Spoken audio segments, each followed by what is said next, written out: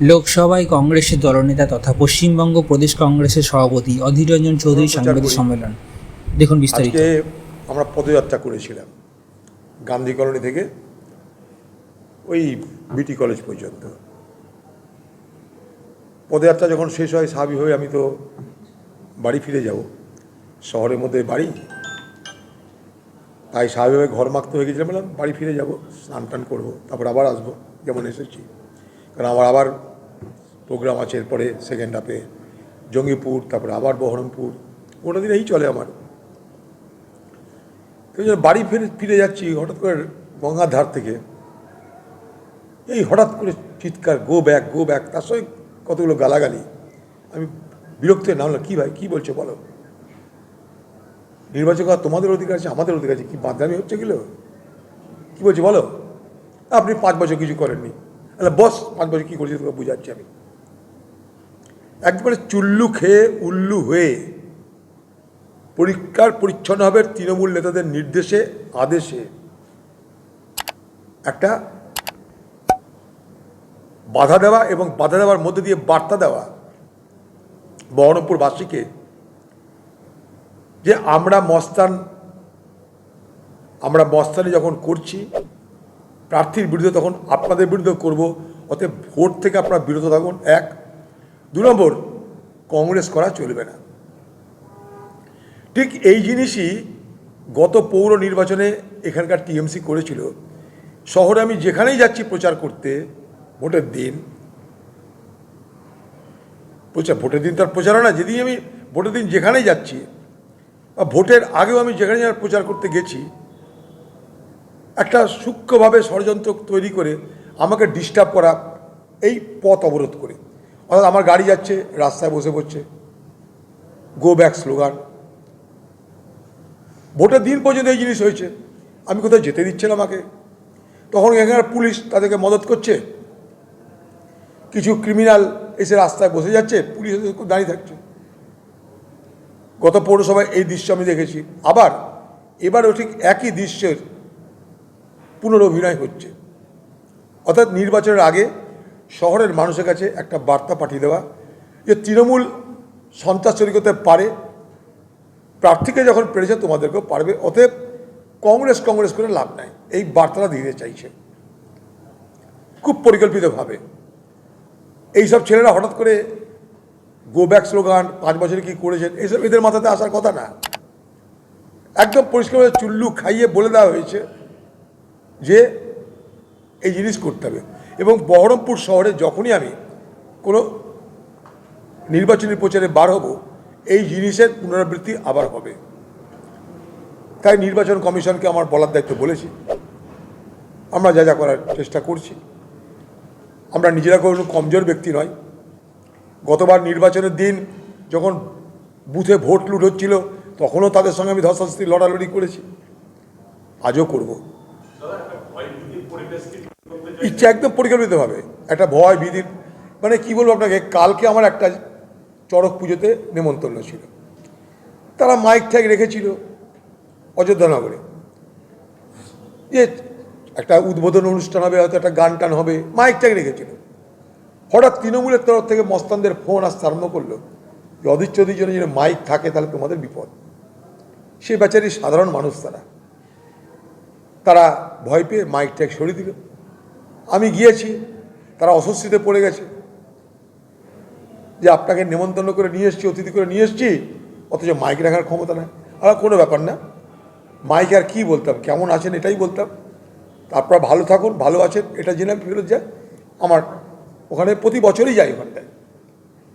এইভাবে বহুদিন ধরে এখানে চেষ্টা হচ্ছে যে অধীর চৌধুরী কোনো পুজোয় যাক, অনুষ্ঠানে যাক, সামাজিক, ধর্মীয়, রাজনৈতিক সব ক্ষেত্রে বাধা সৃষ্টি করে আমার যাতায়াতের পথকে অবরুদ্ধ করে দেবে, অর্থাৎ আমি যেন কিছু বলতে না পারি। তৃণমূল এখানে আতঙ্কে ভুগছে, কারণ তারা জানে যে এখানকার মানুষ ওদের সঙ্গে নেই। মমতা ব্যানার্জিও জানে, এবং মমতা ব্যানার্জির আদেশে নির্দেশে, তৃণমূলের আদেশে নির্দেশে এই রকমের গুন্ডামি এখানটায় হচ্ছে। গুন্ডামি মানব না আমি, কংগ্রেসও মানবে না। মোকাবেলা করে ভোট আমরা করাবো। এবং আবার বলছি, নির্বাচনের দিন যদি মুর্শিদাবাদ জেলায় একটা বুথ রিগিং করে দখল করতে পারে তৃণমূল, আমি রাজনীতি করা ছেড়ে দেব, একদম রাজনীতি করা ছেড়ে দেব। মস্তের কাছে মাথা নিচু করে, দুর্বৃত্তদের কাছে মাথা নিচু করে আমি অধীর চৌধুরী চললেওয়ালা লোক না। এখানকার তো সাংসদ তো কংগ্রেসের, মালদা দক্ষিণের সাংসদ হয়েছে। হাস্যস্কর রাজ্য তৃণমূলের, হাস্যস্কর। কোনোদিন তারা পার্লামেন্টে তোলেও না এইসব বিষয়। এখন সাংসদের উপরে কি কতটা নির্ভর করে সব কাজ, সেটা তো তার জানা উচিত। আমরা সাংসদ নিশ্চয়ই, রাজ্য টাকার, দেশ টাকার, আমাদের ক্ষমতা দাও, রাজ্য কি করে চালাতে দেখিয়ে দিচ্ছি, তখন প্রশ্ন করো। আমাদের হাতে জেলা দাও, কি করে জেলা চালাতে হয় দেখিয়ে দেবো, প্রশ্ন করো। তারপর আমাদের হাতে পৌরসভা দাও, কি করে পৌরসভা চালাতে হয়, তারপর তোমার প্রশ্ন করো। এই পৌরসভা চালিয়ে প্রমাণ করেছি, বহরমপুর শহর, কাঁদি শহর, বেলডাঙ্গা, যে একটা পৌরসভা যার আর্থিক সম্মতি নেই তাকে সামনে রেখে মডেল করা যায়। মুর্শিদাবাদ জেলা জেলা পরিষদ দখল করার পর আমরা এই জেলায় প্রমাণ করে দিয়েছি জেলার মানুষের জন্য মনে করলে কি করা যায়। বাংলার মুর্শিদাবাদে গ্রামে গ্রামে পাকা রাস্তার জল, ঢালা রাস্তার জল আমরা চালু করেছি। দাদা সিএসডিএস এবং বাংলার মানুষের জন্য কিছু করো, এটাই পয়লা বৈশাখ আমাদের কাছে সবসময় আনন্দের বৈশাখ। পয়লা বৈশাখ মানে আমরা আনন্দ করি, দোকান দোকানে যাই, ছোট থেকে সবাই আনন্দ করে। বাংলাদেশে যান, পয়লা বৈশাখ নিয়ে বাংলাদেশে যে ধরনের উৎসব হয় কল্পনা করা যায় না, এটা বাঙালির উৎসব। আমি ধরবো এই উৎসবে বাংলাদেশের কাছ থেকে আমাদের শিক্ষা নেওয়া উচিত যে বাঙালির নতুন বছর কি করে সাড়ম্বরে পালন করতে হয়। বাংলাদেশের বাঙালিরা তার প্রমাণ দিয়েছে। দিদির মতন বাংলার রাজনীতি, বাংলাকে সামনে রেখে একটা সাব ন্যাশনালিজম, আধা জাতীয়তাবাদের নতুন ধুয়ো তুলে আমি বাঙালি এই হাওয়া তুলে ভোট করতে যায়নি। বাংলাদেশে বরাবর সেখানকার মানুষ এই সংস্কৃতিকে বাঁচিয়ে রাখতে তারা বহু বছর ধরে আড়ম্বরপূর্ণ অনুষ্ঠান করে। এই বাংলাতেও স্বেচ্ছায় পাড়ায় পাড়ায়, এলাকায় এলাকায় কতটা অনুষ্ঠান হয়, কিন্তু তার জন্য বাংলা ভাষা, বাংলার প্রতিষ্ঠা দিবস আমার জানা নেই। এরকম ইতিহাস দিদি হয়তো পড়েছে, আমার কোথাও পড়েছে, আমার জানা নেই। ঘুরে বেরিয়েছে ভুয়ো Aadhaar card, ration card, driving licence তৈরি করে 1 মাস ধরে বাংলায় ঘুরে বেড়ালো। পুলিশ কি কোনো রকম ভাবে পুলিশ কেন, কেন্দ্রীয় বাহিনীর আধার কার্ড, কেন্দ্রীয় বাহিনী ফ্লপ, অমিত শাহ ফ্লপ, দিদিও ফ্লপ। মোদি আর দিদি তাদের সবসময় আলোচনা কি, তারা চিন্তায় মগ্ন দেয় কি করে দেশটাকে তারা তাদের কবজায় রাখবে, রাজ্যটাকে নিজেদের কবজায় রাখবে, বাকি সব মারবে দেয়।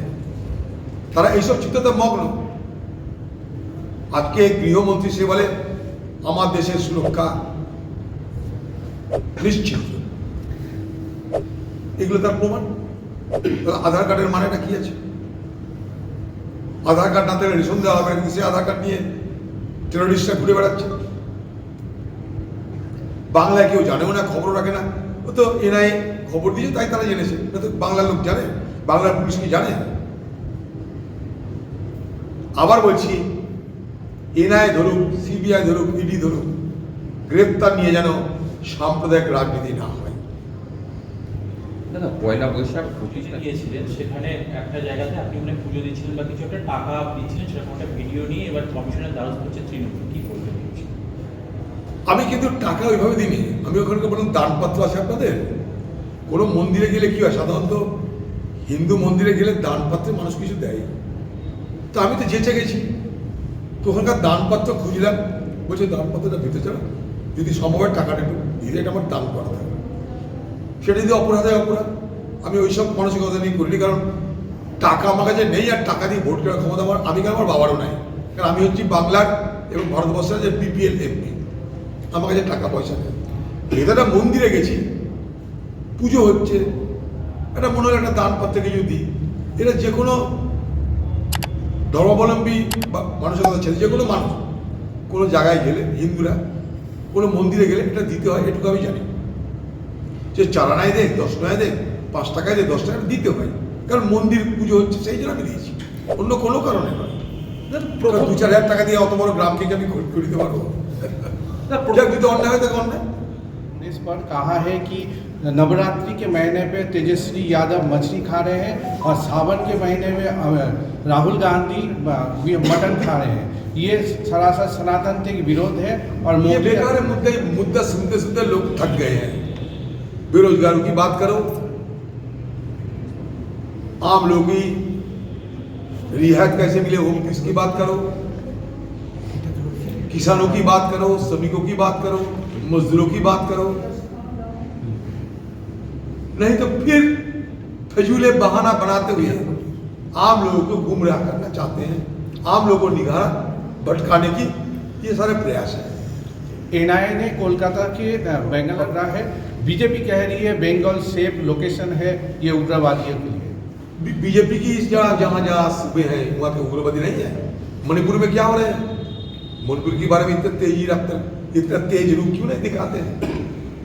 हाँ, उग्रवादी जरूर है। ये आप लोगों की तो खामियां हैं। ये नाकामी तो केंद्र की सरकार, सूबे की सरकार दोनों का ही है। कहा बंगलुरु में विस्फोट हुई, कलकत्ता में कैसे आ गई? आप लोग इतना एनआईए, इतना सीबीआई, इतना ईडी, फिर क्यों कैसे घूमते रहे देश में और साथ में आधार कार्ड लेकर? क्या ट्रैकिंग सिस्टम है आपका? ये दोनों का ही नाकामी है। ये आरोप प्रत्यारोप अलग बात होते हैं, लेकिन नाकामी दोनों का ही है, ये मैं जरूर मानूंगा।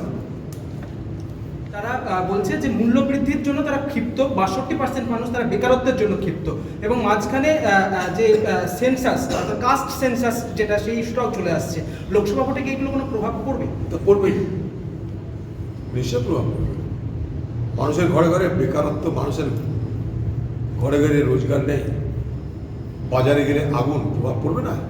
100 বার পড়বে। প্রভাব পড়বে বলে মোদি আর দিদি বিষয়টাকে ঘুরিয়ে দিতে চাইছে। রামনবমী নিয়ে দাঙ্গা হবে, ঘুরিয়ে দেওয়ার বুদ্ধি। সিএ এনআরসি আসবে, আরেকটা ঘুরিয়ে দেওয়ার বুদ্ধি। আসল কথা থেকে মানুষের নজরকে ঘুরিয়ে দাও। রামনবমী আসছে, কিছু কি আশঙ্কা করছেন যে কিছু অবশ্যই ওইগুলো মাত্র হাজার হাজার কোটি টাকা লুট করেছে, সব টাকা এদের বিদেশে আছে। এখন কি দেখছেন?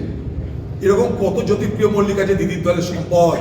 দিদির দলে এক সম্পদের নাম অনুব্রত মণ্ডল চেষ্টা, দিদির দলের আরেক সম্পদের নাম জ্যোতিপ্রিয়, তার নাম বালু, আরেক দিদির সম্পদ শাহজাহান শেখ। কত দিদির সম্পদে ভর্তি, শিবু হাজরা, উত্তম সর্দার।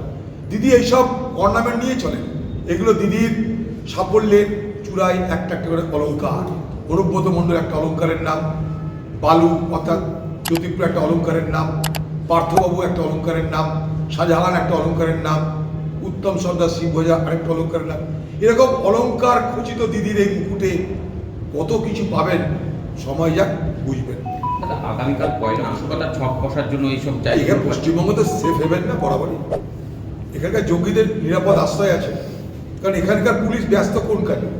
এখানকার পুলিশ এখন ব্যস্ত তৃণমূল দলটাকে কি করে চালানো যায়, তৃণমূল দলটাকে কি করে রক্ষা করা যায়, তৃণমূল দলের হয়ে কি করে ভোটের ব্যবস্থা চালু রাখা যায়। ভোট মেশিনারি পরিচালনা করছে তৃণমূলের হয়ে পুলিশ। তা পুলিশের অনেক কাজ, তৃণমূল পার্টিকে বাঁচানো, তৃণমূলের মধ্যে অন্ততকে সামলানো, তৃণমূলের মধ্যে খুনাখুনিকে রুখে দেওয়া, তৃণমূলের হয়ে ভোট প্রচারে যখন অসুবিধা হয় তার ব্যবস্থা করা, বিভিন্ন লোককে ধমকে চমকে বলা যে ভাই তৃণমূলকে জিতাতে হবে, নাহলে পরে বিপদ। চলছে এই অপারেশন, আমাদের মুকেশ কুমার তার নেতৃত্বে দিদির আদেশে এই অপারেশন মুর্শিদাবাদ জেলায় চলছে। বিশেষ করে বহরমপুরে তো খুব ভালো করে চলছে, আমি জানি। দাদা, জ্যোতিপ্রিয় মল্লিকের সমস্ত সম্পত্তি বাজেয়াপ্ত করলো। 100 মিটারের মধ্যে যে গাড়ি যাওয়ার অনুমতি নেই, সেখানে আবু জাহের অসুস্থ থাকার কারণ তার গাড়ি একদম জেলা শাসকের একদম গেট মানে সিঁড়ি অবধি চলে গেছে। তার পাশাপাশি যে 1+4 যে নিয়ম, টোটাল 5 জন যেতে পারছে, সেটাও লঙ্ঘিত হচ্ছে। আপনারা কি অভিযোগ জানাবেন কাউকে? না, অভিযোগ আমরা জানাইনি, কারণ এগুলো তো সব কিছু সিসিটিভিতে ধরা থাকে, ইলেকশন কমিশন দেখবে। এখানকার যে রিটার্নিং অফিসার যে ডিএম, তার দেখা উচিত, তাই আমি জানি। অসুস্থ তার আবু তাহের আর গাড়ি ভেতর পথে গেতে বলে আমার কোনো আপত্তি নাই, কিন্তু বাকি নিয়মকানুন আমার তো জানা কথা না এগুলো। আর তো ছিদ্র অন্বেষণ করে আমি বেরোবে না। কি বলো, কি বলো বলো, তাহলে কি হবে? মুখ্যমন্ত্রী যদি বলে যে রামনবমীতে কেউ দাঙ্গা করে না, তাহলে পুলিশ মন্ত্রী কি থাকার মানে হলো? দাঙ্গাকারী কে করতে ধরে নেওয়া আগে থেকে, পুলিশ তো সব জানে কে দাঙ্গা করতে পারে, ধরে নেওয়া আগে থেকে, তাহলে ঝামেলা মিটে গেল। বাংলার মানুষ ধর্মনিরপেক্ষতায় বিশ্বাস করে, বাংলার মানুষ সাম্প্রদায়িক সম্প্রীতিতে বিশ্বাস করে, বাংলার মানুষ হিন্দু মুসলমান একসঙ্গে ঈদ উদযাপন করে, হিন্দু মুসলমান একসঙ্গে শারদীয় উৎসব উদযাপন করে, এটাই বাংলা সংস্কৃতি। দাদা কালকে তৃণমূল আর দিদি নিজেই তো ইতিহাস বানানে বালি মনে করলে করে দেবে। ভারতবর্ষে এখন দুটো ইতিহাস সৃষ্টিকারী ব্যক্তি আছে, এক মোদী আর এক দিদি। ওরা মনে হলে ইতিহাস সৃষ্টি করে দেয়। এবার মোদীর ইতিহাস সৃষ্টি করেছে 2014 সালের পর থেকে নাকি দেশ স্বাধীন হয়েছে। তার আগে আমরা সব পরাধীন ছিলাম, আমরা কাঁদতাম, আমরা লজ্জিত থাকতাম, বিদেশে মুখ দেখাতে পারতাম 2014 সালের আগে। তো দিদি মোদী ভারতবর্ষকে তৈরি করেছে 2014 সালের পর থেকে। মুখ্যমন্ত্রী যদি পুলিশ প্রশাসন ভয় পায় তাহলে এখনই তারা দিল্লি চলে যায়, কারণ 2 মাস পর তো আবার সেই বাংলাতেই কাজ করতে হবে। তার সরকারে যারা পুলিশ অফিসার তাদেরকে নিজের পক্ষে রাখার জন্য সব ভরকি মারি করছে, যাতে পুলিশ নির্বাচন কমিশন সারা জীবন থাকবেন, আমি থাকবো, আমার দলদাসত্ব করো, তোমাদের আমি দেখভাল করবো, এই তো গল্প। মানে কেন্দ্রীয় বাহিনী নিয়ে আসা হচ্ছে এবং দ্বিতীয় দফা ভোটে বেশ করছি। এই বাংলায় কেন্দ্রীয় বাহিনী ছাড়া ভোট হবে না, আমরা খুব বিলক্ষণ জানি। আমরা চাই শুধু একটা কথা, নিরাপদে, নিশ্চিন্তে, নির্বিঘ্নে, নির্ভয়ে মানুষ ভোট দিন। তার জন্য যত কোম্পানি পুলিশের দরকার তত কোম্পানি পুলিশ আনা প্রয়োজন। दादा विस्फोरण कंगना क्या करें, कहाँ के कौन अभिनेत्री क्या कहते हैं, इसे कोई जवाब हमसे नहीं होता। चापलूसी करने के लिए क्या का कोई काम कोई कुछ बोल देते, ये जवाब देने के लिए हम लोग यहाँ बैठे हैं क्या? पीएम मोदी ने বাংলা মানুষ নিশ্চিন্তে আপনারা ভোট দিন, যাকে খুশি ভোট দিন, কিন্তু নিশ্চিন্তে নির্ভয়ে ভোট দিন। ধরবে না, কারণ পুলিশ ধরবে না, পুলিশকে দিদি বলেছে ধরো না, ওদেরকে এখন জেলে পুরে নিয়ে, এটা ওদেরকে জেলে পুরার চেষ্টা করেছিল, কোর্ট বাঁচিয়ে দিয়েছে, দিদির নির্দেশে হচ্ছে। শামশেরগঞ্জে যে ভাঙন